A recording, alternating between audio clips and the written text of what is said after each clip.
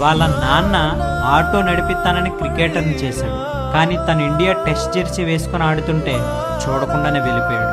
2020 Australia tour. Mohammed సిరాజ్కి అర్ధరాత్రి ఒక phone call వచ్చింది, నాన్నక లేరని. అప్పుడున్న కరోనా రూల్స్ వల్ల ఇండియా వెళ్తే మళ్ళీ తిరిగి రాలేడు. ఒక పక్క కన్న తండ్రి అంత్యక్రియలు, మరో పక్క దేశం కోసం ఆడాల్సిన బాధ్యత. సిరాజ్ తన కన్నీళ్లను దిగమింగుకొని దేశం కోసం అక్కడే ఉండిపోవాలని నిర్ణయించుకున్నాడు. నాన్నకి నేను దేశం తరపున ఆడటం అంటే ఇష్టం కదా, కేవలం నాన్న కోసం మాత్రమే ఆడుతున్నానని నాన్నను చూడకుండానే అక్కడే ఉండిపోయాడు. మెల్బోర్న్ టెస్ట్లో జాతీయ గీతం వస్తున్నప్పుడు సిరాజ్ కళ్ళ నుంచి కారిన కన్నీళ్లు చూసి దేశం మొత్తం కదిలిపోయింది. కానీ ఆ బాధను అతను బౌలింగ్లో చూపించాడు.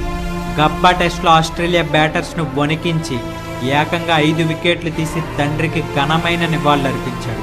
వాళ్ళ నాన్న పార్థివ దేహం ముందు రావాల్సిన కన్నీళ్లు ఇండియా గెలిచినప్పుడు ఆనంద బాష్పాలుగా మారాయి.